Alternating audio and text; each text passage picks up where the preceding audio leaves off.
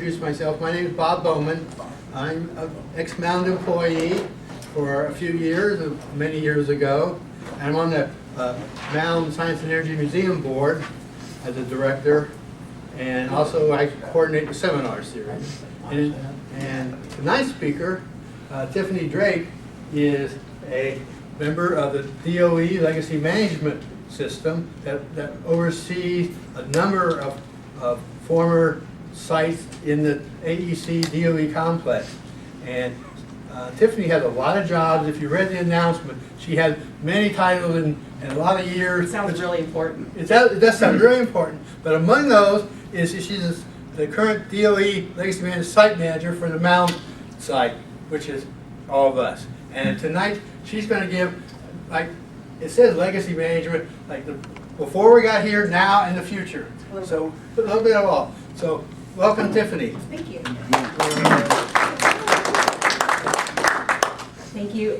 So warning, those of you that are really, really scientific, some of the scientific stuff I dumb down on purpose because I don't like the big words all the time, and it doesn't always make sense to a lot of other people. So just be aware that I tend to make things a little bit less technical, but it hopefully makes it make more sense to people.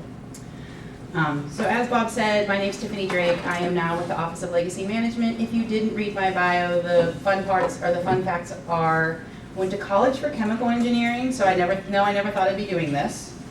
I'm from Pennsylvania, south of Pittsburgh, so you can take that good or bad. I'm still a Steelers fan, the Pirates or whatever, and hockey's pretty awesome too. And fun fact, my first job out of college was I went to work in the welding industry. I was a technical sales rep for a company in Cleveland, so that was fun. I had to live in Cleveland for about a year, which for a Pittsburgh fan, that was a little rough. But I learned how to weld, so yes, I can do stick, TIG, MIG, sub-arc, all that stuff.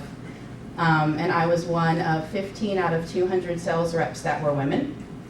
And they sent me to a place that the district manager had never had a female. So he called up headquarters and goes, "What do I do with a girl?" This is a true story, and the answer was, you give her a territory and you teach her how to do her job. About 6 months later, I had a new boss, so that might tell you how that went. I stayed, he got slid, so that was fun. So before I came to DOE, I did work for the state of Missouri as a regulator for about 16 and a half years. So my background's a little unique for those that work in the Office of Legacy Management, because it gives me that kind of perspective of a lot of the Ohio EPA regulators and that kind of thing. So just a little bit different and unique. So today we're going to talk a little bit about just about legacy management. We've been around for 20 years, but a lot of times people don't really know what the Office of Legacy Management is. Like, I know when I was with the state, we just thought DOE was DOE. Like, there's big DOE and that's what everybody is.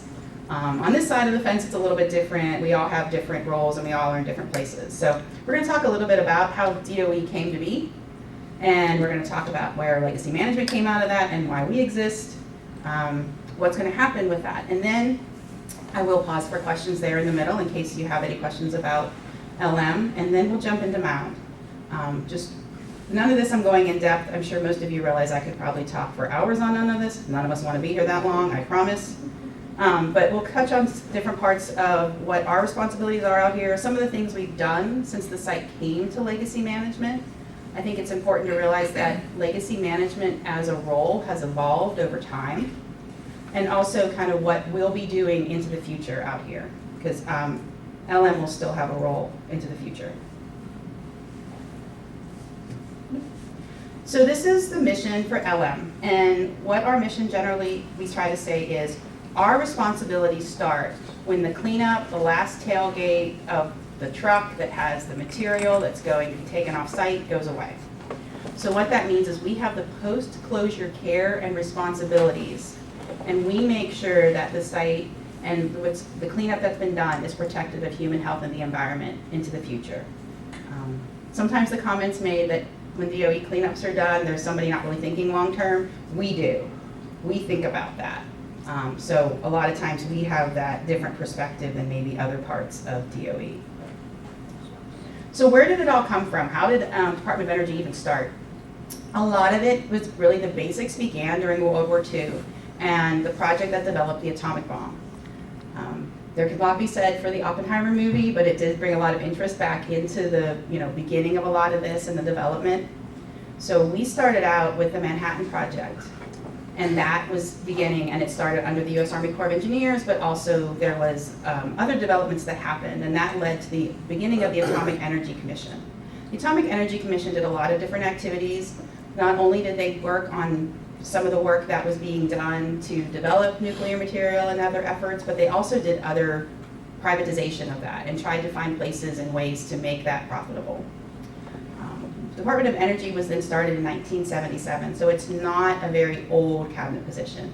And what that did was it brought all these different parts and pieces of energy under one broad name of Department of Energy. The one part that was kept separate is the Nuclear Regulatory Commission. They handle the different private activities that go on at sites across the United States. So if you have a private power plant that your power company has nearby, we have one in central Missouri, it's called the Callaway plant, it's owned by Ameren. That is handled by NRC. They hold the licenses and all of that.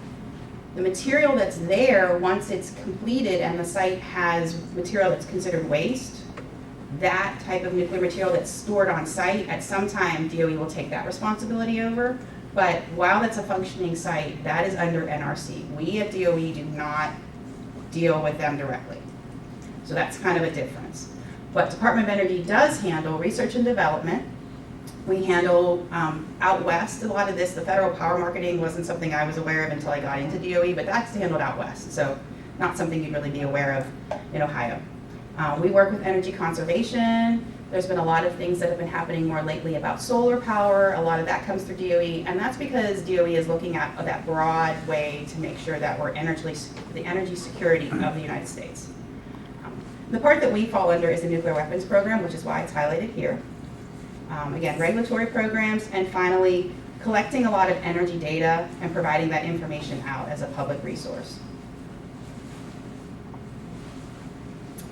So part of the Department of Energy that came out of the end of World War II was established and still exists is called the Department of Environmental Management, or EM. Most of you that were ever here at Mound during the cleanup have probably heard of EM. EM is the big part of DOE that most people have heard of or are aware of. They are responsible for the cleanup mission. So they are the ones that come in and they work with the community to decide how the site's going to be cleaned up. What is it going to end up being at the end? It's how you end up with a site like Fernald ending up being a nature preserve, and here it was decided to be cleaned up for industrial and commercial uses. So they're the ones doing all of that. That's not LM's role. LM, near the end of that cleanup, will start to come in because we know the site will be transitioned to us in some way, shape, or form, but that's all done by EM, all of that work. And that mission started whenever the Cold War ended in the late 80s. I was around, I remember when the wall fell, and all of that changed everything for a lot of these sites. So when it comes to EM, again, they are addressing the Cold War environmental legacy. Again, they do the cleanup. But what happened was when some of these early sites were being cleaned up, there was this question by the communities of what happens after this cleanup is done. It was quickly realized that it financially was or technologically was impossible to do a complete cleanup at every site. Whether you just couldn't reach all the contamination in the groundwater, whether it just was not financially able to be done, who was going to be responsible for what was left behind? And EM consistently stated that that really wasn't their mission. So whose mission was that going to be? So when it started, they did have that as a small piece. But the communities were concerned that if it stayed under EM, there would never be the focus on that long-term stewardship responsibility.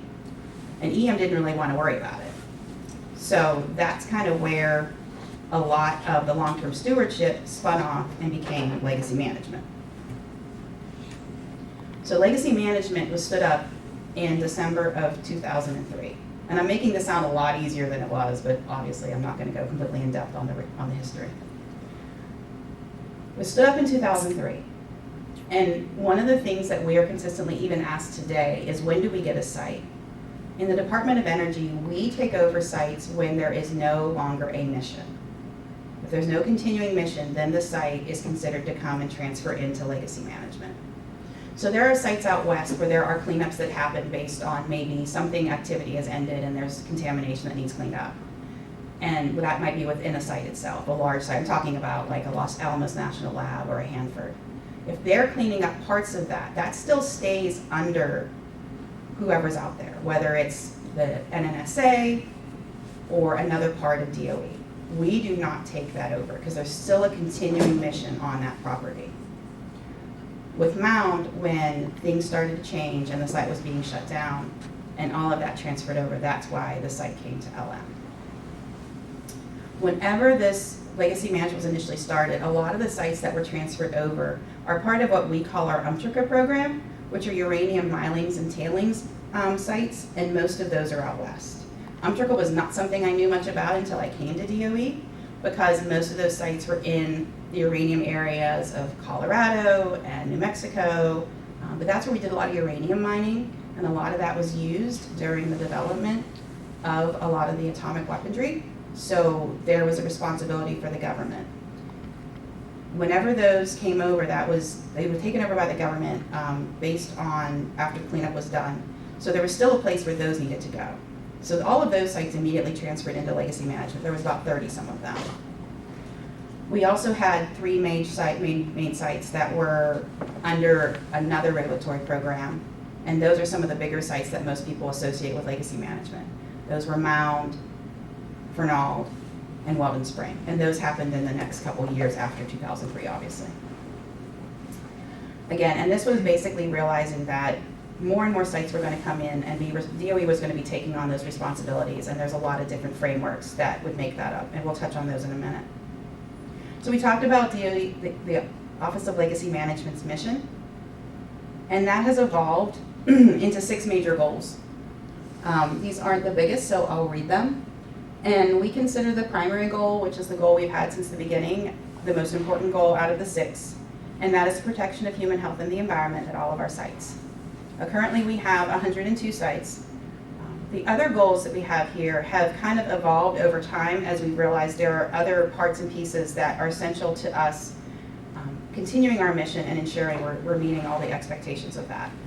Goal 2 is having to do with preserving and protecting and sharing information and records. That is actually a very important part of responsibilities under LM. There was a question for a period of time as to who was going to have that responsibility within DOE. It was identified because of the mission of LM, it made the most sense for us to have that responsibility. So we actually have a records group that ensures that all of the records we have are preserved and made available to the public. A thing I should mention is, in general, LM does not have classified information. We don't take that type of stuff. We don't want that. So it does not come to us. With goal 3 we have is the safeguarding of former contract workers' retirement benefits. That is something that LM also handles. We also work to sustainably manage and optimize this land and assets that we have. We look at Mound as an example of that because it's been turned back over to the community and is being used for redevelopment.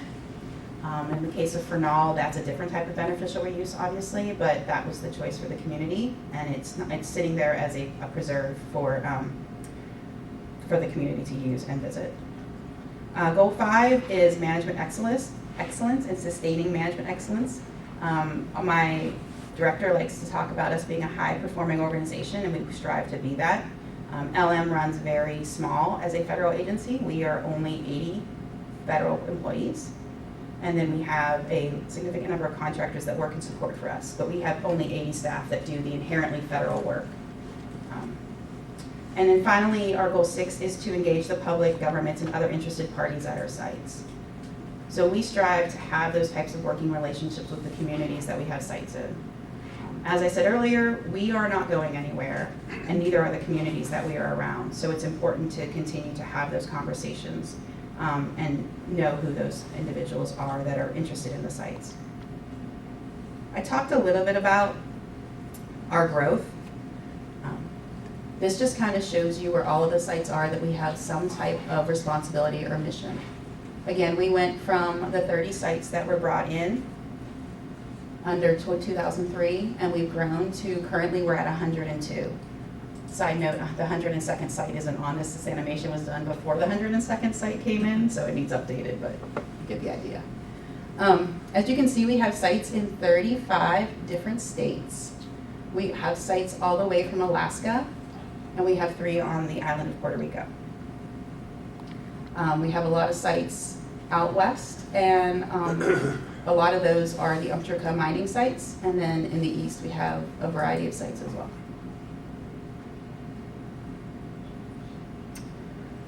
So as I mentioned, we have 102, there's 103rd coming in the end of May.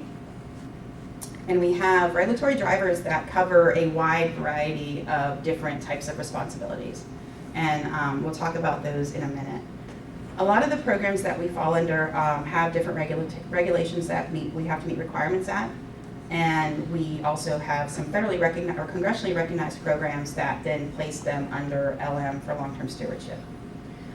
These are just some of the work activities that a lot of the LM full-time staff are responsible for do. As you know, I'm a site manager. That is one of our major ones. We have 3 teams that work on site management. We have environmental compliance. We have health and safety. We have a small but mighty fiscal group, records and data management and asset management. So we have a group that handles all of the properties and the transfers and accessibilities that we have at our sites. And then finally, I should have put this on here, but I will recognize we have a ECHO group, which is our education, outreach, communications, and history. And one of my LM counterparts is here with us this evening, so if I didn't mention them, I don't think I would get out of this room without him saying something.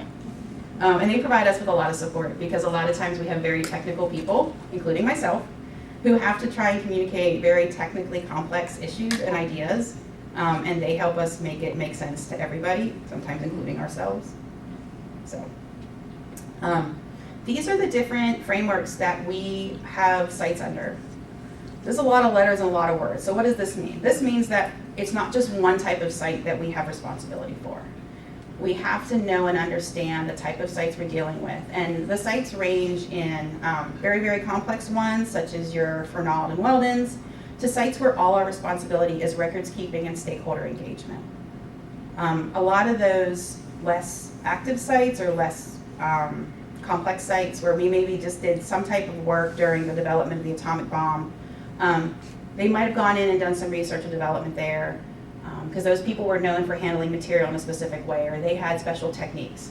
So at times they would go and do a little bit of work or effort there, and then they would maybe they'd take a lathe and they'd use it, and that would just be gone. And there might be contamination that had to be cleaned up. But those are some of the MED AEC sites. We only really get some questions on those periodically. There's not a lot of activity.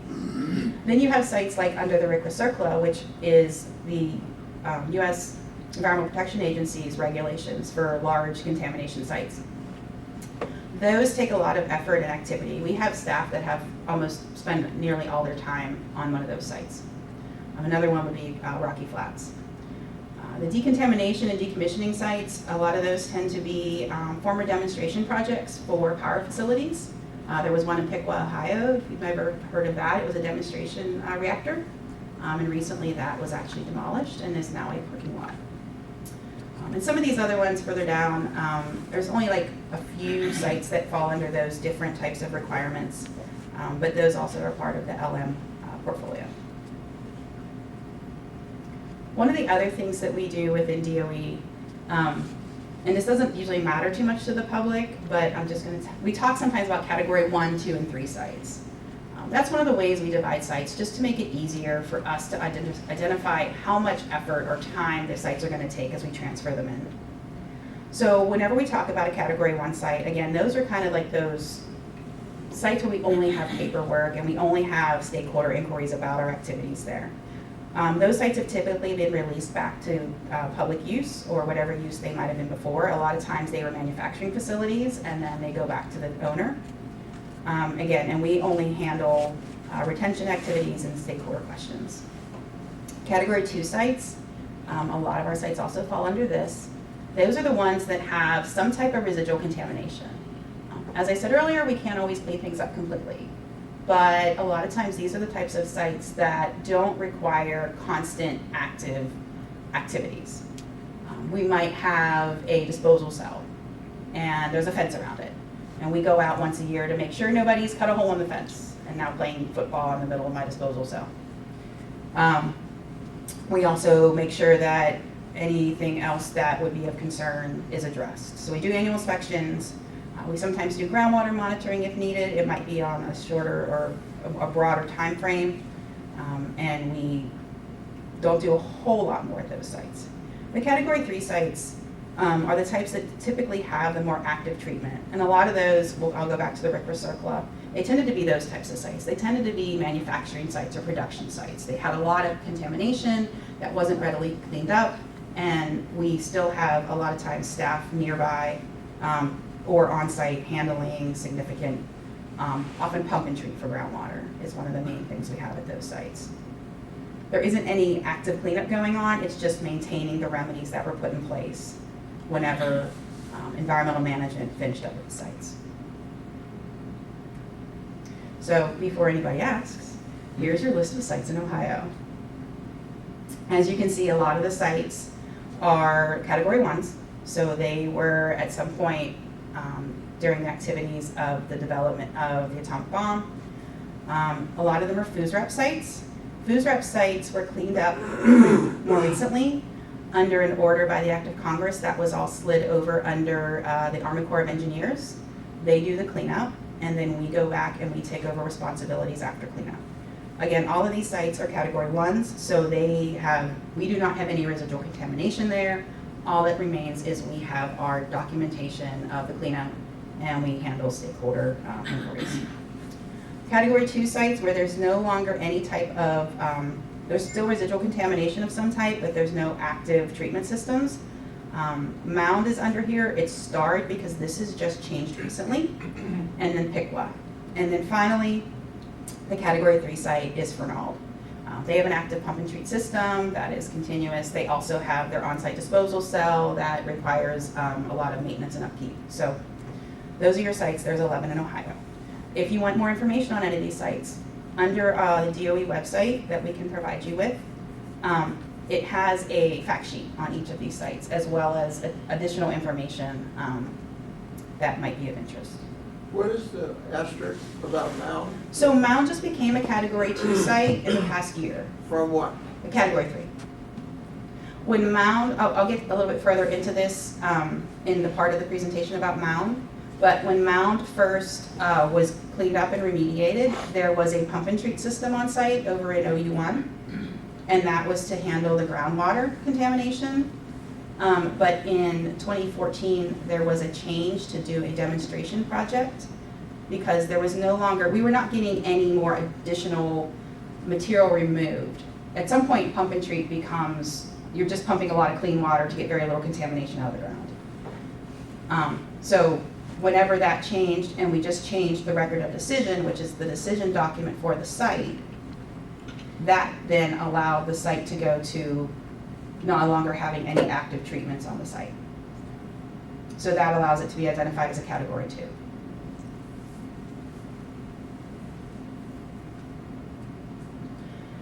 So this site, it doesn't do the cool graphics, unfortunately. I wish it did. What this site shows is compared to the last one. This is how many sites LM's going to be gaining in the next 10 years. I have a better graphic in a moment, but this just kind of shows you that there's really not a lot of additional states that gain sites or have additional sites that transfer over. We do have additional sites in the areas we have sites already. We get a lot more sites on the East Coast again. You can kind of notice there's a lot up here. Those sites are currently in the FUSRAP program where the Corps is cleaning them up. And we also have sites out west that are part of the disposal, sale, tailings types of sites under UMTRCA. And that's where a lot of the additional sites will be coming in the next 10 years. This is another graph to show just kind of how many sites are coming in. If you follow the red line, that is our estimate of the number of sites that come in each year for the next 10 years. This is important. Why this matters and where this is important is this means we are going to have a significant number of sites coming to us where for the past 5 or 6 years, the sites that have come in have been low-grade Category 1s, not a lot of extra work. A lot of the sites coming in now are more complex. They're going to be Category 2s, which are going to require a lot more staffing time and a lot more engagement in those communities. In addition to being a site manager, I'm actually the site transitions program manager, so this matters to me because I have to be able to identify who's going to help bring all these sites in on both sides. So again, it just kind of shows you, and these are projected. Every year we meet with the Corps and they give us their projection of where the sites are that are transferring in. A lot of times those slip based on what they might have discovered that's new or any types of activities that have changed. And also the sites that are disposal cells now are being handled by private entities, and so sometimes there's a lot of back and forth with them as well as some other federal agencies to bring those sites in, and that can be delayed as well. So before I go into the Mound Site, we've had a couple questions on LM. Are there any other questions about LM? Yes, sir. Maybe I missed it, but Portsmouth wasn't one of your 11 sites. Is that because it's still active? Yes, sir. It's not an LM site. It's not an LM site? Yeah, I did not include PM sites. But yes, that's because they're still active and they're How still, would you differentiate between Fernald and Mound in category 2 and 3? What's the difference there? right. So Mound was a category 3 until we changed the groundwater remedy. When the groundwater remedy out here was pump and treat, that's an active remediation activity. Are you still pumping and treating? No, sir. You're not? No, Okay. Why didn't we go to 3 then? we went up to 2. Oh, we went up to 2? We went up to 2. 3 is worse than 2. Yes, sir. Oh, okay. Yeah. Yeah, 1 is the least, then 2, and then 3. Okay. So we have the least number of category 3 sites. The pumping and treating was for what? It was for the volatile organic compounds, the solvents that were in the groundwater. Solvents. Yes, sir. This site has no radioactive material that we sample for any longer in the groundwater. The only one that we had sampled for was tritium, and the half-life of tritium and the numbers we had were so significantly below the MCLs, which are the maximum contaminant levels that are allowed. The regulators agreed that it was no longer valuable information. We had like 10 years significantly below the values. Do you have any idea of the source of the solvents? Why the solvents? Yes. So the area where we have the groundwater contamination was where the old landfill was. The gold dump then? Yes, sir. The OU1 area that had the landfill that was then cleaned up under the non-circular remedies, and I have some slides on that. We'll talk about it a little bit, but yeah, it was from that. And that was one of the reasons why the site got put on the national priorities list back in the 90s, It 80s. wasn't radioactivity, it was solvents. Yes, sir. And that's pretty common. A lot of times sites get put on the national priorities list based on solvents in the groundwater, and that's both private companies as well as federal sites. Yes, sir. So what keeps Mound at category 2 as opposed to 1? So Mound will continue to be at a category 2 forever because the site was only cleaned up to industrial commercial standards. Okay. It was not cleaned up to what we would call background or UUUE, unlimited use, unlimited exposure. So the site will always have long-term responsibilities from DOE. The groundwater is expected to reach maximum contaminant levels in the next, depending on the part of the site, some are supposed to do it before the end of this decade. So groundwater sampling and monitoring will likely change, but there will still have to be some of the long-term responsibilities, like some of those controls that are out here, those will stay. The limited number, like what can be built here and that type of thing will stay. So the idea that boys or Girl Scouts can camp on the surface here, that is not a possibility yet, No, forever. probably ever.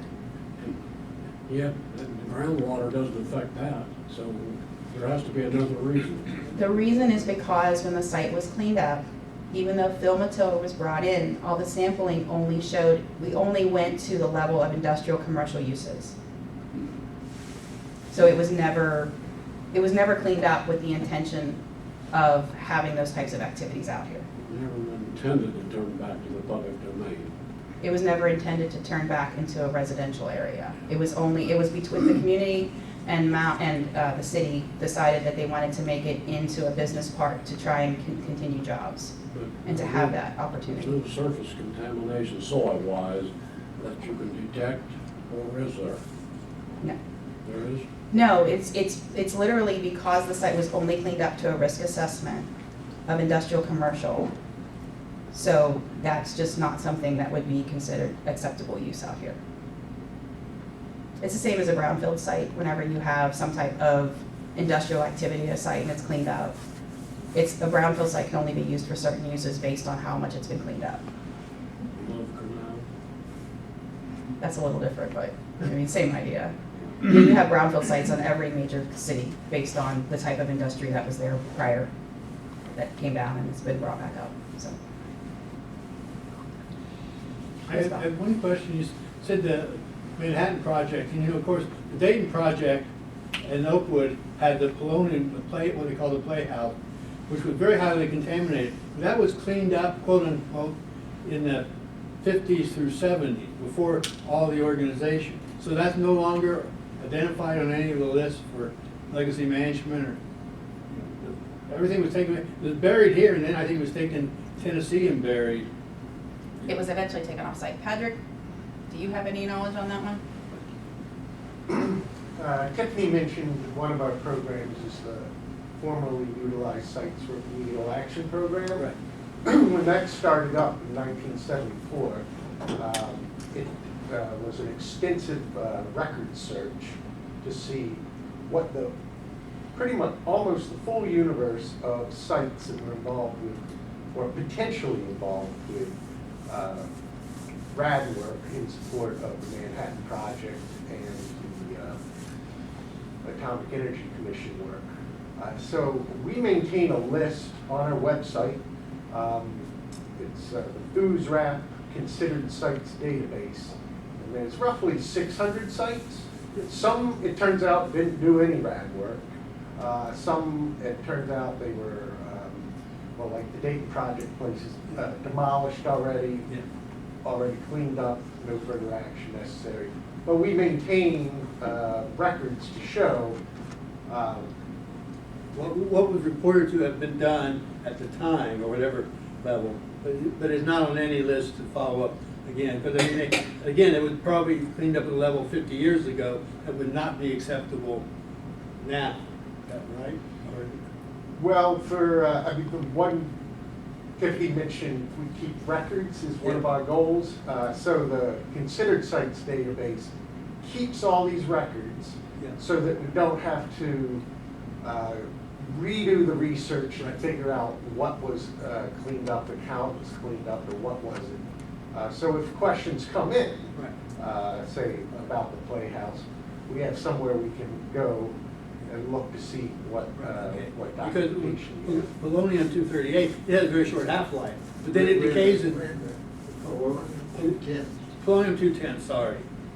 The polonium-210 has a short half-life, but it goes into other radioactive, no other radioactive species? You've got an expert here working. That's your 6. Okay. Goes to lead, 206. But with the polonium-210, there's also bismuth-210, which does have a long half-life. Okay, bismuth-210, so that's that tricky part. So a lot of those sites, like Patrick, and I've never looked at that particular site, but when I was with the state of Missouri, I did go through, because there's sites that were considered for FOOSRAP in there, and if you go look at a lot of that records, it will actually tell you what the readings were. They went in and checked them, or there was somebody, whenever they did a cleanup, that have all of those records of what was measured. So all of that information is available, depending on what was done, and it was different at each site, so I can't speak to that particular site. There's a lot of sites, so it's Right. not realistic. But like I said, there's and like Patrick said, there was a number of sites where what they would do at that time was, I would just give an example of a site in Joplin, Missouri. They were able to do some type of casting for a casing. And so they went in there and they did that work in one particular area of the site, and then they left. And they came back later and they did some cleanup and they checked it, and we have all the records of where they looked and what they found. And I think it tells you, like, there was a piece of equipment they took and destroyed because it was contaminated and they didn't want to try and clean it. But the rest of that area was considered to be below exposure levels. And so that was just kind of, that closed the book on that particular site. And the only reason I'm able to look at that is because I literally had to look through all the sites at one point, because we started getting questions from the public about all this stuff. Because there was, oh goodness, it was like 2010-ish, no, it was after that. 2013, 14, there was a article that came out in like the New York Times or something, and it listed like every site in all those 600 or whatever, I'm sure DOE got a bunch of questions, because we got questions at the state level. So we had to kind of go back and familiarize ourselves with what was done in a lot of those sites, and we used their website for a lot of that. So it is out there if you have questions on it. Yes, ma'am. Is the whole of the Mound Site area got this industrial level of contamination, or is it localized? So it's not a level of contamination. Whenever we clean up, whenever a site is started for cleanup, this decision is made to what level are we going to clean up the site. There were probably areas of the site, like there's the buffer area. The contamination there was no contamination, right? We all know it as the buffer area. But when you decide what you're going to do for the site, that follows all the borders of the site. And so the areas that you identify as contaminated, you clean up to that particular level. Whenever this site was investigated for cleanup, there was over 400 areas that were looked at as potential release sites. So any of those areas that may have been between the industrial level and whatever we would call the residential level, which is a different level of cleanup, those sites would have not necessarily been cleaned up. Whenever you had a site that was above the industrial level, which is a 10 to the -5 cleanup, we call it -5 and -6. So whenever you have that, we clean up to that level. But you put the restriction on the entire border of the site. But I mean, was that level everywhere? So that you can't do anything like the Girl Scouts any place on the whole facility? Or because part of it is you can't? Because do part of it was cleaned up to that level. Okay. It doesn't mean the whole area had contamination that had to be taken down to that level. It just means that when we did the sampling for the site, if it was above the industrial level, we did cleanups. So there might be areas that would be between the two, and that would have not been it. But that's kind of how it's decided when you do a cleanup. As a side note, Fernald is actually an industrial commercial cleanup level. They only went down to -5. The use was different. Any other questions? Are the records, do you people interface at all with CDC and the work that was done by Dose Reconstruction? In other words, the technical basis documents that they created for all sites? So the OIPA work, is that what you're asking about? Pardon me? OIPA? The exposure? EIOCDA, Yeah. yes. So we interface with them with our records manager handles those inquiries and questions. I know that they have a lot of records. Yeah. I don't know whether they're at your disposal or not. So those aren't really records that we would need necessarily, but there are times where they come to us and ask us for information, or and that's all done through our records people, so that's not done with me. But if they want evidence that, if they have questions, we do work with They have them. one whole section on environmental. Yes. But it's all handled through one person. He's our records manager and he deals with those inquiries. So yeah, we do have relationships with them. There's also other parts of the Department of Energy that are the representatives for that go out and kind of talk about it.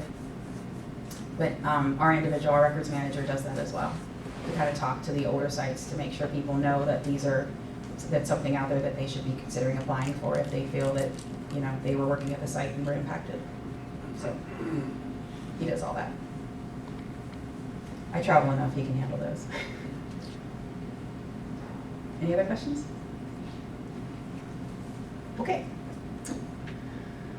So I'll try to make some pictures and we'll talk about my favorite thing about this picture. I'll talk about that in a minute.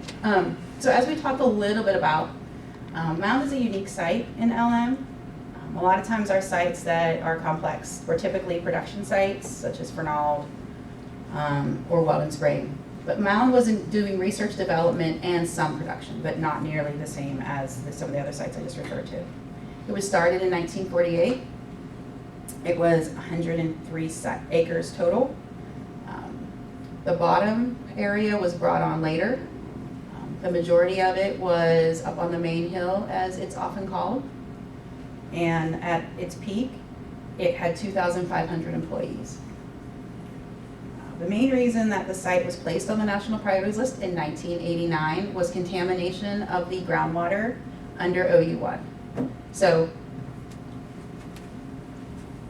this area right here is OU1. POCs though. Yes, VOCs. All volatile organic compounds, solvent related. That was in the groundwater and that was identified. And underneath this site, there is also, that is right adjacent to a sole source aquifer that supplies the water for this general area. So that was a major area of concern that would not contaminate that aquifer. And again, the site was cleaned up to risk-based standards for industrial commercial use, and that was decided during the cleanup. Also, as a fun fact, this is something that one of my coworkers came up with. This is ET. This is ET's head, and that's his belly. You see it now? You see it? Yeah. I know, we're a bunch of dorks. It's fun. Maybe it's not. I mean, you ever talk about ET's belly, the OU1 all the time? Right? Now you can't not see it. I know, right? The first time she said it to me, I was like, what are you talking about? So, anyway. And the majority of the site, other than OU1, was transferred to the city over the course of time during cleanup, after cleanup.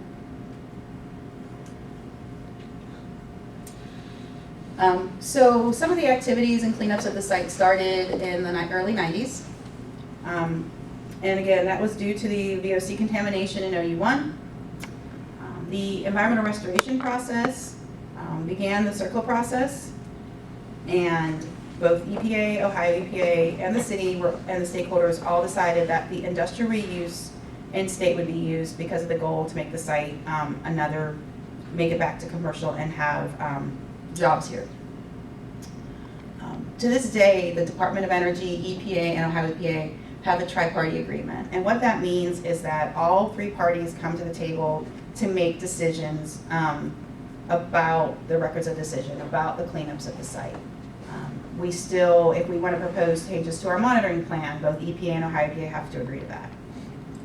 The first ROD that was done at the site began at Operable Unit 1, and that was because of the National Priorities List listing. And that was to do pump and treat in that area. One of the first things that was realized back then, you have to remember, this was very early in the circle process. This was very, very early in how EPA was going to lay out this whole process.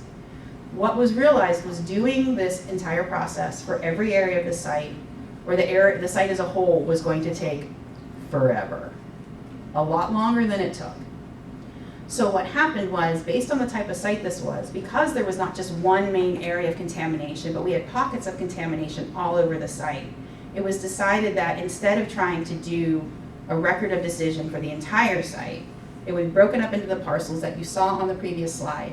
And what we would do is investigate areas under this Mound 2000 process. I'm not going to get too far into the process, but it was very unique at the time, and everybody came to the table with the goal of trying to make sure this cleanup would be done appropriately to EPA requirements, but in a more efficient process than would have happened if we followed the way it was lined out initially. Trust me, I just did a ROD amendment. It takes a while. And during the entire time, stakeholders were involved in the process. Because everybody likes photos, and I've been talking a lot, I just thought it would be interesting. We tried to align these in the same way. They're not quite all the same, but you can see the initial site from 1948 when it was built to bring down the Manhattan Project work that had been done at the University of Dayton. It was brought out here because at the time it was much more rural than we see today. Then we have a photo from the 1988 when it was at peak of employment. This site down on the bottom is obviously not in the same alignment from 2010. And then 2022, we have the side at the entrance. Just some photos for reference. So I don't want to get too far into this process I was just talking about, but this is a graphic of all of the steps that are taken in a record of decision. One of the reasons we decided to do the Mound 2000 process is each part and piece of this, the preliminary assessment, the site investigation for a small site can take 1 to 3 years. Your Remedial investigation and feasibility study is identifying ways to clean up those areas that you found. That can take 3 to 6. And then you have your proposed plan, record of decision. That's after that part. That can take a year or 2. Your RDRA can take 2 to 4 years. So when you start adding up all that time, if we had stayed with the process that's in place for EPA, it would have taken us a lot longer than the 20 plus years it took to clean up Mound. Just to kind of give you a visual. So the Mound 2000 approach. We've talked a little about the beginning that we decided not to do it in the original way it was divided. So again, what they decided to do in the core team was to look at all the potential release sites or a building and then use the removal action authority under CERCLA to remediate them as much as was appropriate to reach that commercial industrial standard. It made things a lot more efficient, it made things easier, and it allowed for cleanup to be accelerated, but still meet all the requirements. As a side note, the site is still under those requirements. We are taking down a small building and we still have to follow the Mound 2000 process. These are just some photos taken during the cleanup. Any buildings that were left on site were remediated. We removed any type of radioactive material, furnishing, records, drums, etc. It's a very extensive process. During site remediation, the cleanup was approximately $1 billion. That's with a B. We took down over about 136 structures, and 23 buildings were prepared for industrial reuse. As I already mentioned, there were over 442 areas that were looked at for potential chemical or radiological contamination that were evaluated, and 190 were remediated. Who is we?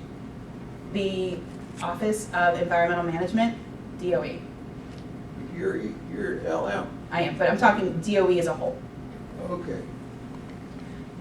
Just as a side note, if you're interested in reading about any of these potential release sites, all of those are available in the administrative record on our website. But if you really want one, email us, because you trying to find it out of the hundreds that are there is a challenge. And we have staff who know, like if you have a particular area of the site you're interested in, we know what that potential release site area is, and we can find it for you a lot easier than you trying to scroll and read. And as we talked about, the groundwater on the main part of the site, although we had pump and treat for OU1 parcel 9 from the beginning, and that was because of the VOC contamination, the rest of the site was not contaminated enough for anything other than to do monitored natural attenuation. So what monitored natural attenuation means is that the site will clean itself over time to reach MCLs. And there wasn't an area, a source area like there was for OU1 parcel 9. So anything along the lines of doing something like pump and treat wouldn't really work. We didn't have a source area, we just had little places that had contaminated the groundwater. So that was done for the main hill. We still do sampling up there, at least quarterly, and all of that is, most of those are at or below MCLs. So back to OU1, and that one doesn't look like too bad, so you shouldn't have to focus on that. There's a lot of lines up there, there's a lot of drawings. All of those are there to kind of talk about some of that area in its previous life. So we talked about the landfill that was there, and if you look at the pink line, and I know these colors are not, these are not the greatest. That's when we say sanitary land. That's See that over the microphone, please? yeah, so the area that has that pink line that I just circled, that was the old sanitary landfill boundary. When you look at that blue dotted line that kind of cuts through the middle, that was the edge of the sole source aquifer that supplies drinking water. So you can see why it was a concern that the contamination was there and why they wanted us to get the pump and treat in the ground as soon as possible. It talks about Whose source was it? Whose sole source was it? the sole source aquifer. It's Yeah, the was groundwater was for, that Mound water or the Martinsburg water? it's everybody's water. It's the communities, it goes all the way down to Fernald, it's the same sole source aquifer, it's a very massive aquifer in this area. Oh, the kilometers, okay. Mhm. I mean, it's aquifer water? I'm sorry? You're talking about aquifer? Aquifer, yeah, groundwater. I don't remember the name of it, but it's really long. Very very valley aquifer. So it's right up there. It's right there. And what's the blue color? Am I getting that? The blue, that is the former overflow pond. Oh, okay. If you were here back then, I'm assuming you remember the pond. But there was a pond there as well, so that was the former pond. What's the rectangular objects there that we have? The green, No. oh, those, the dotted, There's 4 of them, 1, 2, 3, 4. historic landfill trenches. So there were some trenches that were in that landfill at one Oh, time? it's landfill trenches. Yes, sir. Okay. I know. I don't like whenever I put these up here with all the little writing, it's hard to see. I apologize. Again, so we were doing the pump and treat in this area to hold the water from going into the aquifer.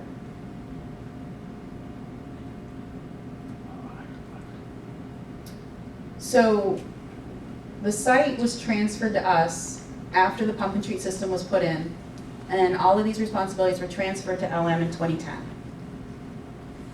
So this just kind of gives you an idea of what was expected of LM and what we took responsibility of from EM at the end of the active cleanup. So we were operating the pump and treat system. Again, I mentioned the sampling. And some of these institutional controls, and these are the ones that are still in place today. We don't remove the soil off site. Again, that's because the site was cleaned up to industrial commercial standards.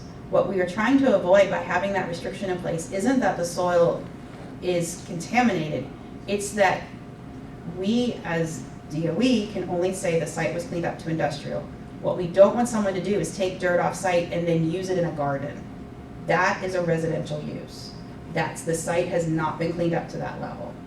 So the soil probably fine, but we can't promise that. And we don't want to be held responsible if it's taken off and used in a way that was never approved for. So that's why the soil has to remain on site. We restricted groundwater, the use of extraction or use on site. We've already discussed why. The commercial industrial standard, there are types of site uses. In the T building, which is the underground building, there are certain areas that cannot be dug up. There's concrete in those areas that specify that make it clear that those should not be disturbed due to contamination under them. And why that was done is the cleanup that was being done in that building, if they had done any additional cleanup to remove that contamination, it was causing significant structural concern for the building. Basically, they would have had to take out too much concrete and it could have caused issues with the structural integrity of the building itself. So there was an agreement to just put down concrete that is colored in a way to make it clear that it shouldn't be disturbed. The other thing about the site is that there has to be continued access by DOE, state, and federal regulators to ensure that the restrictions remain in place. We do annual site-wide inspections. We just did that this morning for the annual for this year. And then under CERCLA, there are 5-year reviews, and those are much more intense reviews of the site-wide requirements and ensuring that the site still meets all of the current regulation requirements or any new ones that have been released by EPA in the past 5 years. So examples of that would be as if you've heard things like about PFAS, everybody's heard that word by now, I think. So if there's requirements that are in place, which they just came out with some, our next 5-year review, we might be asked to demonstrate or do what we know about PFAS. We don't know what that's going to be yet, but that's an example of something that could come down in the new 5-year review. Can I have a question Yes. about soil? I understand that that it's possible with permission. Is that an old wives' tale or is that true? No, you can't. There is, I have to look at that particular institutional control. Most of the institutional controls, things can be done if you get the approval of the state and federal regulators and DOE. When it comes to the soil, I'm not 100% sure on that. I'd have to double check. So I don't want to misspeak. You could get permission, but it'd be a. I'm not bitch to sure get. about that, but there'd also be significant sampling that would have to happen, and that would be the person themselves' responsibility. Yeah, okay, But again, I'm not 100% sure on the all soil. right, thanks. Yeah. I know there's other ones that have to get approval. I'm just not sure if that's one of them. Yes, sir. While we're on the subject of soil, are there any restrictions on any territory outside the fence of the lab? So, In particular, the Miami Area Canal? no. So that's an off-site area that does not have any There's restrictions no on. control. No, that rod was that area was released with no restrictions after the rod was done down there. After they dredge the canal. Yeah. So it's just within the site boundaries itself. I like pictures. I know you can't tell from the slides, but I really do. So this just kind of provides a visual of the different activities that happened in OU1 over the course of time. So we talked a little bit about what it was in the beginning. We've talked about that there was pump and treat, and we'll get into some of this other stuff in a minute. But one of the things I want you to take away from this is a lot of this work was done under EM, right? Most of this.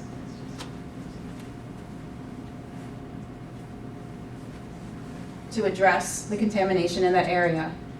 But also past 2010 and into the 2020s, there was still activities happening in that area. And we're going to go into that a little bit and why I even have that up here.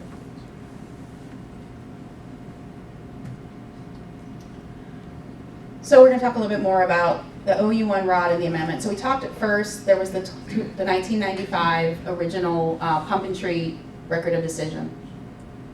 There were some restrictions put in place with that, but then we went around the rest of the site and did all these other records of decision and did all these other determinations and created all of our institutional controls. So what we did back in 2011 was we went back and addressed and adjusted that initial record of decision based on the changes that had happened both in OU1 and to make the restrictions the same across the whole site. Because we changed some of the language. We modified it to make it make sense for everything that the site was at that point. You know, sometimes when you do things the first time in like 95 and it's the first one you've done, you realize, oh, maybe we could have done this in a better way. We have a whole site where we did that. So we went back and we changed some of the language. Also, because of some changes that happened between 95 and 2011 in OU1, we no longer needed to have the controls for access and surface water, and we'll get into why in 1 minute. Again, this is the original pump and treat system that was done. If you look at this, this is basically showing you that our pump and treat system by 2003 wasn't really giving us much of anything anymore, and that was one of the reasons why we were looking at alternative options in the future. There was also soil vapor extraction that was done. That was relatively successful, but again, that also had diminishing returns. And this was all done under EM while they were working on the rest of the site. They were trying to figure out ways to address this contamination in the OU1. Something that happened in the late 2000s, before 2010, was this was not done under CERCLA, but the community worked and was able to identify other avenues of funding to remove the landfill. So this is one of those things where under CERCLA, we were not, EPA agreed that the landfill didn't need to be removed, but the community wanted it removed to make the site more available for redevelopment. They didn't want that still sitting there. So there was other avenues for funding that was done. And we had our contractors do the work, but that was not done as part of the actual CERCLA cleanup. So that's why we always say non-CERCLA landfill excavation. That's where the difference is. This was not something that you will see other CERCLA sites under EPA in other parts of the country that have landfills on them. And sometimes the question is, well, why did it happen here? It happened here because the community wanted and they found other ways to get funding to get it removed. Do you know approximately how many cubic yards was taken out? Actually, that's not the focus for me. Oh, I'm sorry. The first one is 65,000 cubic yards removed in the first phase, and the second one was 34,500 cubic yards. 100,000. Yes, approximately. Do you have any idea what the cost of that particular part of the project? I've seen it, but I don't have it in this presentation. Pardon me? And that's- DOE didn't pay for that, right? Because No. we got, someone else paid for it. There was funding from other Some places. kind of other federal Yes. money, state money, somebody else. But your contractor did the work. Our contractor did the work, yes. It started out at 55 million and went to maybe 20 million. April, do you have numbers? So I feel like we just had this discussion recently, and I want Yeah. to say it started out at that 55 mark, but I feel like there was maybe another 30 attached at the end another way, but don't quote me on that. Yeah. This was all before my time. I have the numbers, but I don't have the cost numbers. Oh, it says previous estimates to remove the landfill were approximately 60 million. I've got notes on the side, I'm scrolling through. And another 30, so it said estimates were 30. There was 30, or 60, excuse me. And then MDC lobbied and got 30 million appropriated. And then another 25 came in. DOE EM did add about 6.5 million. So the 30 million got it about half complete. So that was the first phase. And that was whenever another 6.5 was brought in by DOE EM. So there was some EM money. I apologize, I didn't know that. And then another 25 million came in the second round. And apparently there was a little bit additional money. And I'm assuming the EM money came from other parts of the cleanup where there was funding that had been put for mound cleanup that wasn't used in whatever activity it was supposed to be or didn't need to be. It was excess and it was brought in and used to do the rest of that cleanup. So I'd say less than probably 10 came About from 10% or EM. something. Yeah, about 10 out of the 25 plus, so 55 plus maybe less than 10 from DOE. So, and some of this went down over 40 feet. So the top right is 40 feet deep in some areas. A lot of it went out by rail. And then there was trench verification surveying to determine if there was any contamination that low, and then just removal of waste, so. Where did all that go? I mean, where did 100,000 cubic yards? It was taken off site. Do you know, April? Wasn't it Oak Ridge and Idaho? Well, I think a lot went out to like Energy Solutions. Yeah. That's what Paul was here last I week. know, we right? just talked about it I last know, I'm week. like trying to remember. 90% of it, I think, went to Idaho, and then a small percentage went to, actually, it might have been Savannah River, now that I'm thinking about it. Yeah, I know a lot of it went out west. This is just That's a, just commercial landfill stuff, nothing radioactive. so it would have depended. Pardon? It depended, Depend. yeah. in So it would have gone out to Clive probably because it came from a radioactive site.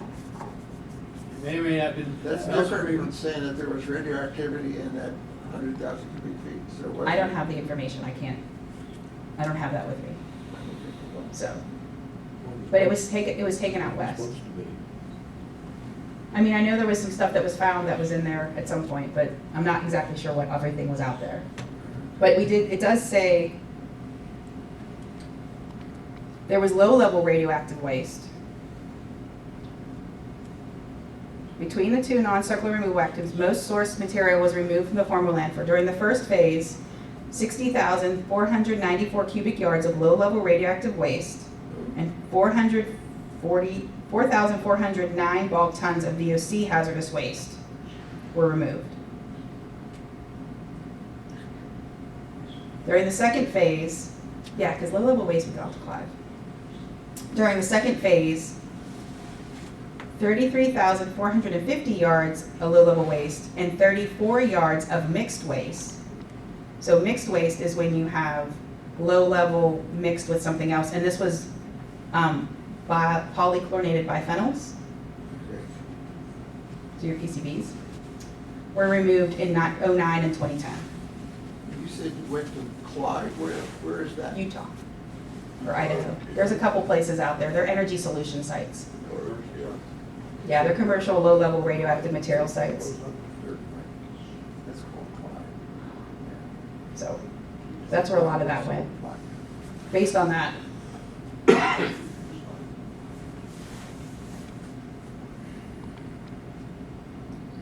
This is just a visual representation of the change in what the area looked like. The arrow is pointing to the same spot. So obviously there was a big hill, that was most of the landfill, and then it was redone and much flatter.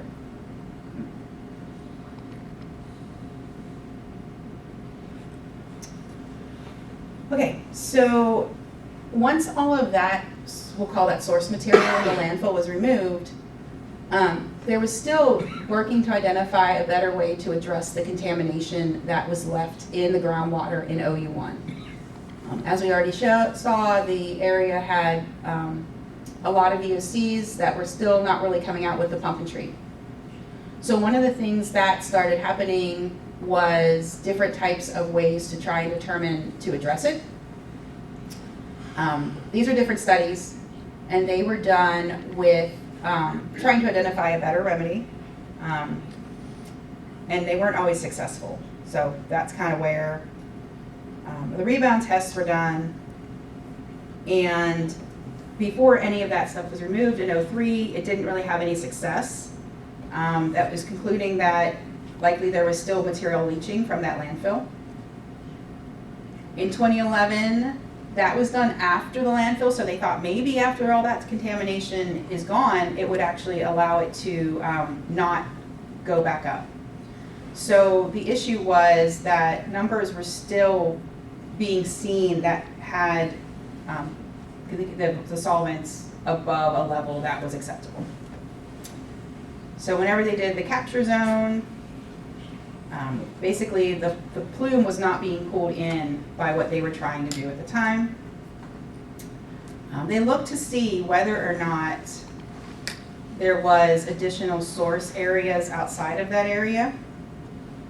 There was an identification that there wasn't any additional, so basically they were not able to find any other source areas. They thought there might have been, there wasn't in 2012. And then they looked at integral pumping tests. Again, that was really not successful.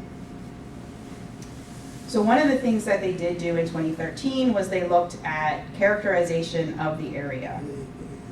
And this was where they came up with the idea of what was started in 2014. So, and this is a super technical slide, and I'm not going to get too deep into it because that's just not me. There's a whole bunch in here, but this is basically talking about all the stuff I just talked about. So all the different studies and tests that were done were trying to determine how to address this plume. This is the groundwater plume. And most of it was not super it basically eliminated options, but didn't really find anything that would allow us to address it. One of the good things about this plume is it doesn't really move very fast. It's pretty level, it's not rushing anywhere, which made it helpful in trying to determine what the next best thing to do was. One of the things they did notice was that the contaminants, which are all part of the same family, were breaking down.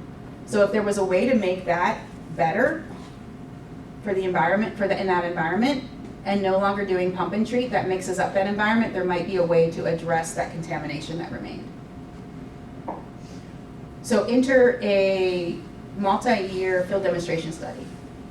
What's important to know about this is one of those things we had to get agreement from the core team with, because we were not able to turn off the pump and treat system without their agreement, because pump and treat is our record of decision. So we wanted to go out and try and find a better way to break down the contaminant in this area. But if they didn't agree to do it, we couldn't have moved forward. So what we basically decided to do with their agreement was turn off the pump and treat system, and we decided to make, I call them bugs, they're microbes. I don't like saying microbes, it sounds weird. So what we decided to do was there are actually in this type of soil and in this geochemistry, there's bugs that break down these solvents, which is pretty cool. Sometimes you got lucky with nature. So what we decided to do was take two types of oil, vegetable oil, bet you didn't see that one coming, and feed the bugs. So what we did here was we injected in a bunch of places where we wanted the different parts, so different bugs break down different parts of this solvent. By putting this oil in different areas, we were trying to make sure that the right bugs would be in the right areas to break down in the process. So we did this back in 2014. And you see all the blue dots and all of the orange triangles. And that's where we injected the different types of vegetable oil. We've done this at a different site too, but this site's even better because of the way the groundwater doesn't move very fast, so it works a lot better. That's what it looked like. Again, so what we were seeing over the years, we were doing sampling. We still sample for the bugs now. They're very happy, just so you know. They're still eating. They're happy bugs. Fun fact, one of the things you have to worry about when you're using bugs is bugs do two things, right? Like people, they eat and they create waste, right?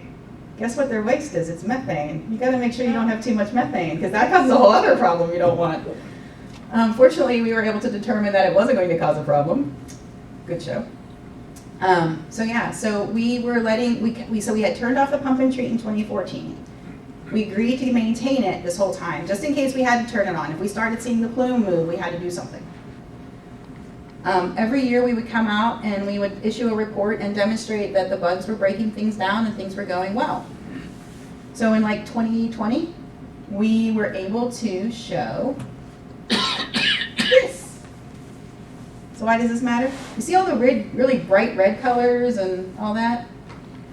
So our entire plume is shrunk, right? Because you don't see the yellow nearly as far. But all those really, really contaminated areas have dramatically reduced their concentrations. So the bugs are doing their job. So the last thing we want to do is turn on pump and treat, right? Because that mixes all these bugs around and we don't want to make the bugs unhappy. We want to keep them happy. So one of the things we were able to do with this was go to the regulators and say, we don't want to have pump and treat as our remedy in this area anymore. We want to do what's called enhanced attenuation. We call it enhanced because obviously we fed the bugs a bunch of soybean oil, so it's not just natural. This was enhanced. And we want to make sure the bugs continue to stay happy. So we still sample for them every year, and they're continuing to break this down. And we project from this that rather than having areas that might be contaminated above maximum contaminant levels until like 2032, we think we'll meet them by 2027. So that's a pretty significant reduction in contamination. I love this slide, it makes me happy. Sometimes things work. I just kind of talked about this. We were able to demonstrate that enhanced attenuation would be our new groundwater remedy. The regulators agreed. We also, when we went to the regulators with this, one of their concerns was we did not want to, we wanted to be able, if we ever needed to inject more soybean oil or oil back into these areas, say the bugs were hungry and they needed more food. So we wrote that into this whole new remedy in case, so we don't have to go back and ask permission a second time. As you can see, according to pump and treat, it was going to be 2040. I heard 2030s, but now we're expected to reach MCLs by 2027. The other part of that remedy, I've kind of talked about this already for the groundwater piece. The other part of that new record of decision is for OU1. We talked earlier about 5-year reviews, and sometimes those bring up new things that are concerns for the EPA based on changing in science, which is pretty constant. One of the things that came up in one of our 5-year reviews was vapor intrusion. The easiest way I can explain vapor intrusion is, a lot of you probably heard of radon. Gets into the lowest level of your house, it can cause issues. Vapor intrusion is a new pathway, a new way that you can be exposed to contaminants in groundwater.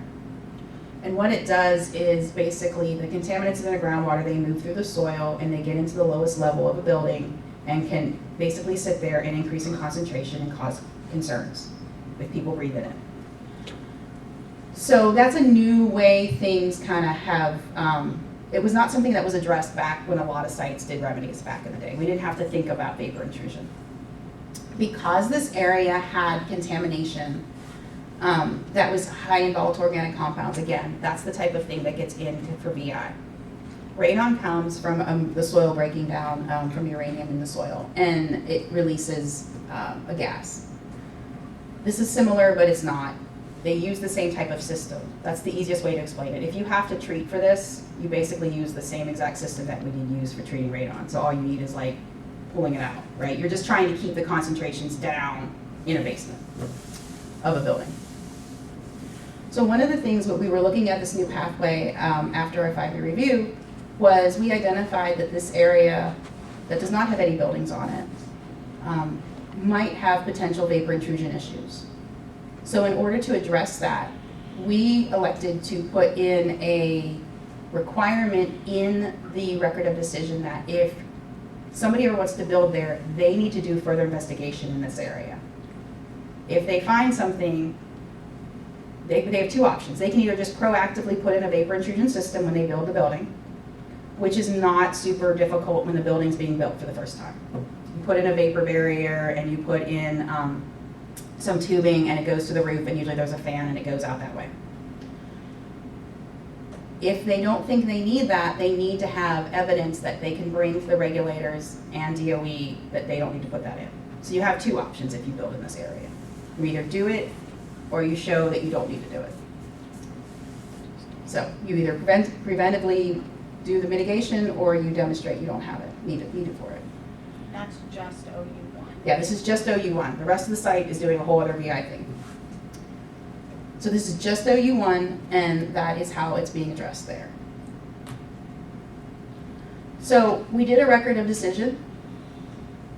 This is not a common feat for legacy management. We don't typically have to do records of decision amendments. It took us a little bit of time to get there, but last fall, or fall of 2020, it all flies so fast. I don't know where 2023 went quite frankly. In the fall of 2022, we had a public meeting. There's a lot more people here tonight than were at my public meeting, I have to tell you. That's okay. We basically demonstrated why we were doing this and presented the proposed plan to the community. We received no comments on it, and the record of decision was signed by the EPA, federal EPA. Ohio EPA agreed to it, they issued their concurrence, and then we signed it as well. So that became the new record of decision for OU1. And when did that happen? In the fall of 2023, September of 2023. So now we're doing post-record of decision activities. We call them RDRA activities, because when you do a record of decision, now you have a lot of follow-on action items. So one of the things we're doing is obviously when you change, when you address VI, you have to put that into your environmental covenant that's already there for this area. So we're changing the language of that to make sure that whoever would ever want to purchase this property would know the restrictions. One of the very exciting pieces for some of our staff is we're taking out the pump and treat building, which by the way is really small, but very it's symbolic. We're going to be changing the monitoring plan for operable unit 1 because we're no longer doing pump and treat. So we have a lot of monitoring wells down there, like probably way more than we need to, quite frankly. So we are reevaluating those and going to propose that to the state and federal EPA. Again, as we talked about, the core team has to agree to everything. And we're also planning to transfer that property to the Mound Development Corporation in the city here in the next year. Don't quote me on that date. I don't have an exact date yet. So this is my last slide, I promise. So what will legacy management still have to do here, right? Like, I know you all like me and everything, but what are we gonna have long term? So we have to continue to demonstrate, as with all of our 102, almost 103 sites, that the site remains protective of human health and the environment. We will still be doing our annual site inspections, where we come out to make sure that institutional controls are in place. As a side note, I'll go that a minute. Another thing we'll be doing is we'll continue to do the 5-year reviews with CERCLA, where we have to go back and look at everything that's changed with EPA in the past 5 years and how that impacts the site and whether any numbers have changed and if the site's remedy is still protective, and demonstrate all of that.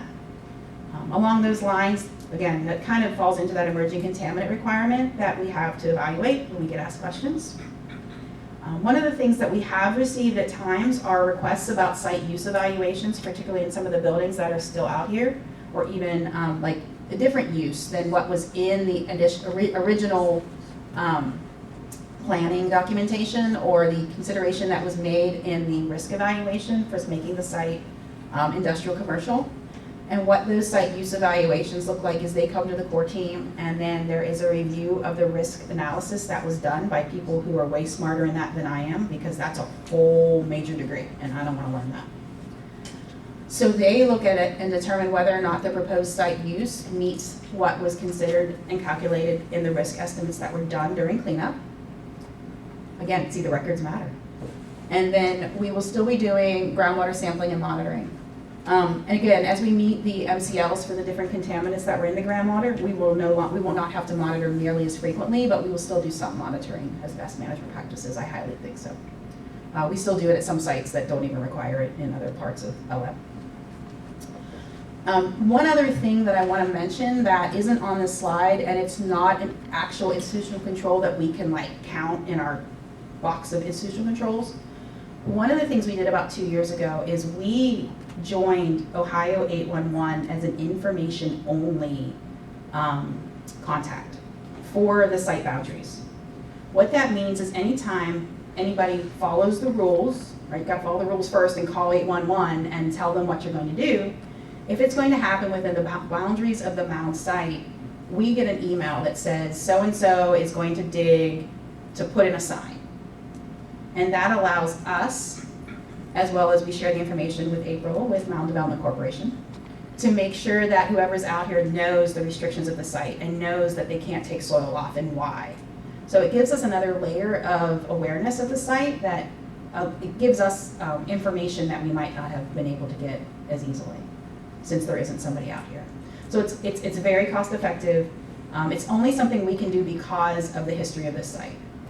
It's not something we can do at every site. We wish we could, but every state does 811 differently. And fortunately, Ohio offers it in a way that we can have an information-only access to that and be aware of what's happening. So, and that's Mound before, and that is Mound after the cleanup. And that's it. That's a question. Paul? I have a question on the institutional control. When you sell a piece of land, a building and a piece of land, I understand that in the deed is a reference to institutional controls, and that the new owner has to follow those rules. Is that correct? So I don't sell property. We transfer the property to MDC and the city, Yes. and then they handle that. So we don't do that. We already have agreement in place with Mound Development Okay. Corporation. So where's it? Wait, I'm sorry, I didn't hear it. What was the question? What are the deed restrictions? There are deed restrictions when you sell a piece of land, right? Correct. Okay, and they're specified what the institutional controls are, what they have to do or not do? In the deed. Yeah, the original deed has those recorded records of decision, as well as those restrictions in the original deed Okay, that DOE did. okay, so that you pass on when you sell it.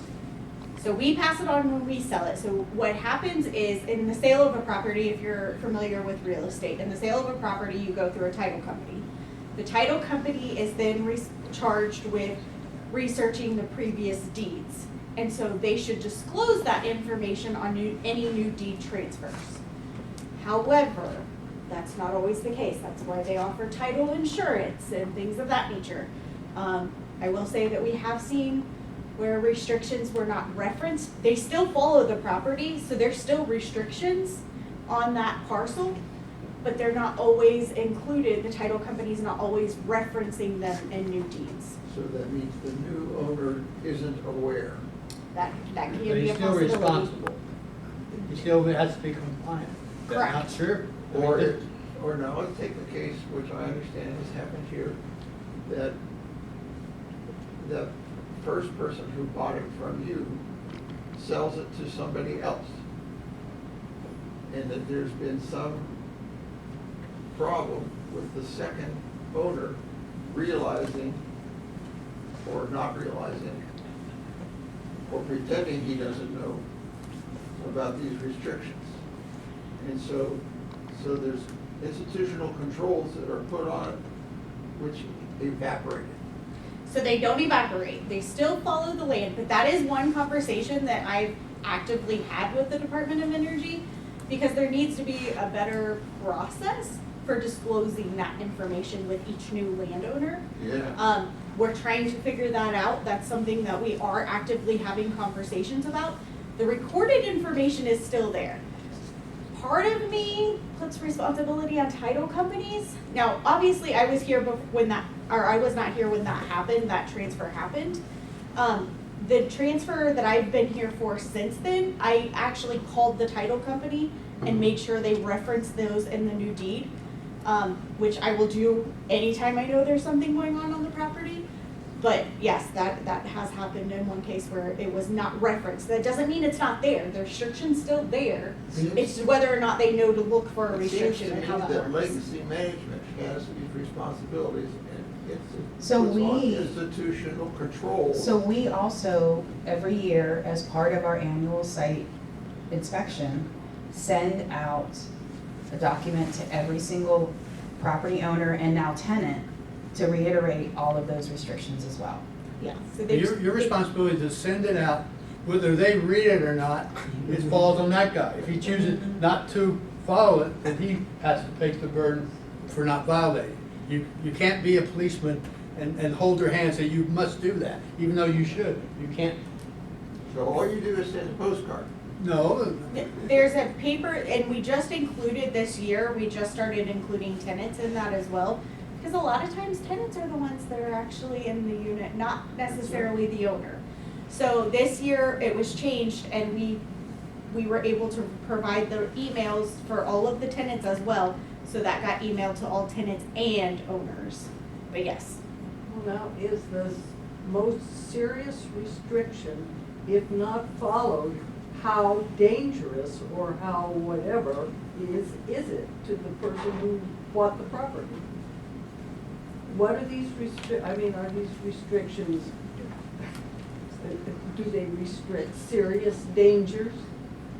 The restrictions on the property, we have already discussed. You can't tap into the groundwater, you can't, and what we do when we do an annual site inspection is we go through and we check with the Department of Natural Resources in the state of Ohio to ensure nobody's asked to drill a well here. So that's one of the ways we make sure they don't get into the groundwater. Another thing we look at is, April, I just did this morning, come on. we talk about. It's been a long day. Yeah, we have a long day. Yeah, we also, whenever we realized that property had transferred before April got here, I think Gary was actually one of the people that went and talked to the new owners because they weren't aware.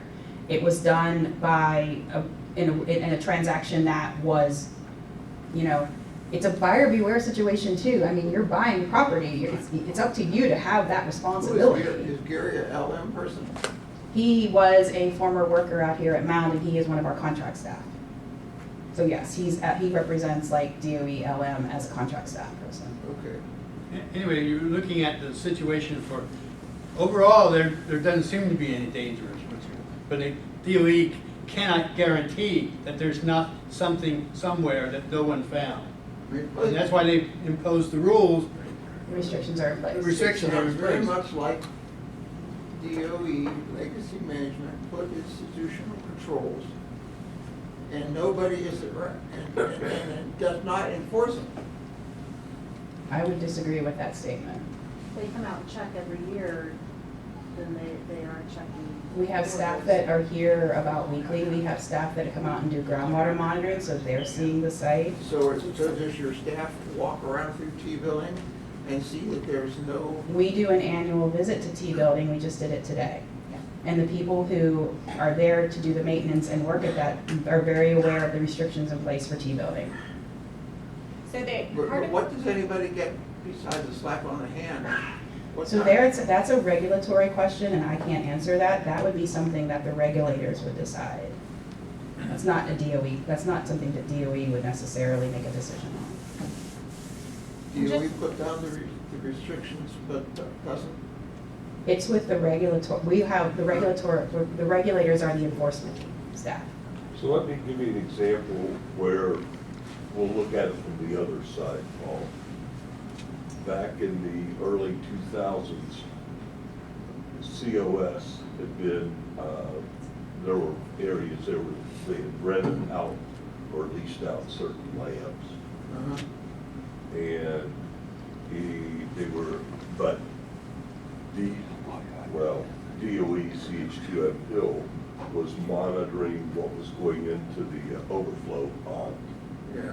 And they wind up finding high chemical, and I'm not going to mention which one, it's not really important, but they found that chemical in excess of what our NESHAPS was at that time.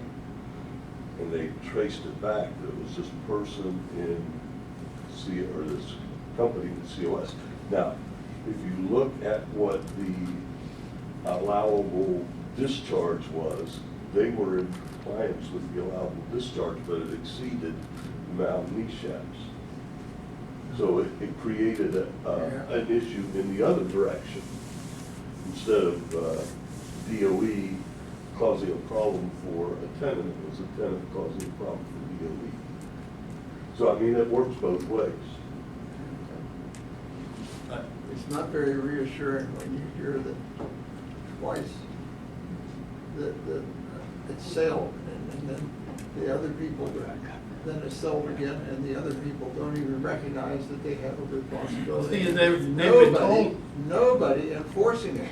Well, Well, what I can say for MDC, for an MDC standpoint, as long as I'm here, as long as MDC is here, I can assure you that that is part of what I do, is as long as I'm aware of what's going on, or even if I find out, I've actually called a lot of the local title companies and kind of made them aware of the situation here and what we expect in titles moving forward. I called that specific title company and made them aware of what I would expect to see in future titles.